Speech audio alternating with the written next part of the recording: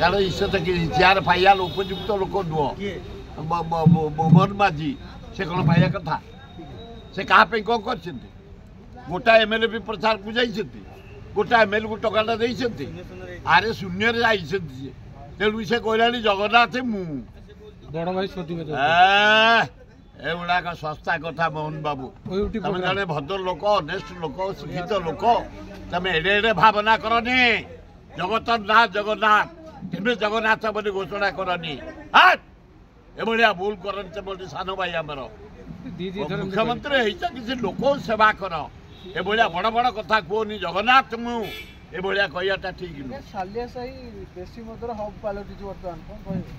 train ଚାଲିଛି ଏ ପୃଥ୍ୱୀରାଜ ହରିଚନ୍ଦନ ଜଣେ ଦକ୍ଷ ମନ୍ତ୍ରୀ ଏକ୍ସାଇଜ ମନ୍ତ୍ରୀ ଅନେଷ୍ଟ ଲୋକ ଏଇନା ଓଡ଼ିଶା ଯାକ ଯେତେ ଦେଶୀ ଏ ଯେଉଁ ଲୋକ ମଲା ପରେ ଚେତା ପଶିଲା ଏ ବିଷାକ୍ତ ମଦ ଖାଇ ଏଇନା ଚାରିଆରେ ରେଡ୍ ହେଉଛି ତା ଭିତରେ ଖାଲି ରେଡ୍ ହେଇକି ପୁରା ଭାଙ୍ଗି ଦିଆଯାଇଛି ବମ୍ପର ଫମ୍ପର ଆଉ କିଛି ନାହିଁ ହଁ ସଫା କରିଦିଆଯାଇଛି କାଲି ଜାଣିପାରିନଥିଲେ କାହିଁ ଜାଣିପାରିନଥିଲେ ତଳ ସ୍ତରର ଯେଉଁ କର୍ମଚାରୀ ହାବିଲଦାର ସିପାହୀ ଏସ୍ଆଇ ଇନ୍ସପେକ୍ଟର ଡେପୁଟି ସୁପରିଟେଣ୍ଡେଣ୍ଟ ଏ ଜାଣିନାହାନ୍ତି ଏ ପଇସା ନେଉଥିଲେ ଏଇମାନଙ୍କଠୁ ଦେଶୀ ମଦ ଯେଉଁମାନେ ଚୋରା ମଦ ବିକ୍ରି କରୁଛନ୍ତି ଆଉ ମୋଟା ଅଙ୍କ ନେଉଥିଲେ ଯାହା ହଉ ପୃଥ୍ୱୀରାଜ ଚାରିଆଡ଼େ ନା ରେଟ୍ ଚଲେଇଛନ୍ତି ଧନ୍ୟବାଦ ନାଇଁ ନାଇଁ ମରିଗଲେ ବୋଲି ରେଟ୍ ହଉଛି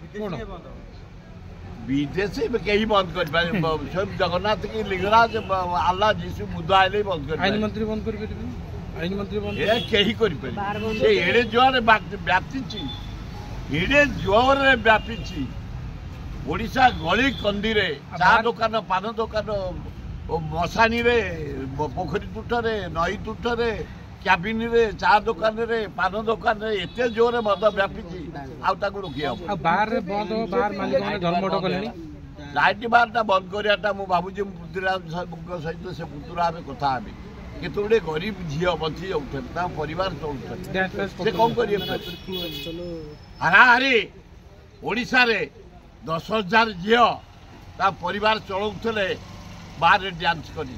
ସେ କ'ଣ କରିବେ ତାଙ୍କୁ ଅଲ୍ଟରନେଟ୍ ଜବ୍ ଦିଅ ଆଉ ତମେ ଦିଅ କିଛି ଆର୍ଥିକ ସାହାଯ୍ୟ ଦିଅ ସେ କିଛି ବେପାର ବାଣିଜ୍ୟ କରି ବଞ୍ଚିବେ ସେ କ'ଣ କରିବେ ଫେରେ ତାଙ୍କ ଇନକମ୍ଟା ବନ୍ଦ ହେଇଗଲା ତାଙ୍କ ଭାଇମାନଙ୍କୁ ପାଠ ପଢ଼ାଉଥିଲେ ତାଙ୍କ ପିଲାମାନଙ୍କୁ ପାଠ ପଢ଼ାଉଥିଲେ ଘର ଚଳାଉଥିଲେ 10,000 ପରିବାର ସେ ପରେ କ'ଣ କରିବେ ତାଙ୍କ ପାଇଁ ବ୍ୟବସ୍ଥା କର ଯଦି ବାହାରେ ଡ୍ୟାନ୍ସ ବନ୍ଦ କଲ ତାଙ୍କୁ ଆର୍ଥିକ ସାହାଯ୍ୟ ଦିଅ ତାହେଲେ ସେମାନେ କିଛି ଧନ୍ଦା କରି ବଞ୍ଚିବେ ଭଲ ହବ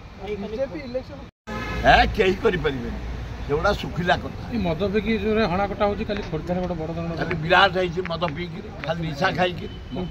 ମକୁନ୍ଦ ପ୍ରସାଦ ଘରେ ପଶିକି ଆଣିକି ତା ଘରେ ଗାଡ଼ି ମଟରରେ ବୁଣି ଦେଇଛି ଆଇନ ଶୃଙ୍ଖଳା ଠିକ୍ ଚାଲୁନି ନା ତଥାପି ଡିଜି ଯାଇ ନିଜେ ପହଞ୍ଚିଛନ୍ତି ସେ ସରିଗଲା ପରେ ପହଞ୍ଚିଛନ୍ତି ଯାହା ହଉ ଡିଜି ପହଞ୍ଚିବା ଫାଷ୍ଟ ଟାଇମ୍ କୌଣସି ଗୋଟେ ମର୍ଡର ଓଡ଼ିଶା ଯାକ ହେଉଛି ଓ ଡିଜି ଯାଇଛନ୍ତି ଏ ଡିଜି କି ଧନ୍ୟବାଦ ଏ ଯାଇ ନିଜେ ପହଞ୍ଚି ସେଠି 3 ପ୍ଲାଟୁନ୍ ଫୋର୍ସ ଜଗେଇଛନ୍ତି ହଁ ଯାହା ହଉ କଡ଼ାକଡ଼ି ଭାବେ ଡିଜି ନିଜେ ରହି 3 ପ୍ଲାଟୁନ୍ ଫୋର୍ସ ରଖି ଜଗେଇଛନ୍ତି ଆଉ ଯେମିତି ଭବିଷ୍ୟତ ଗଣ୍ଡଗୋଳ ନ ହଉ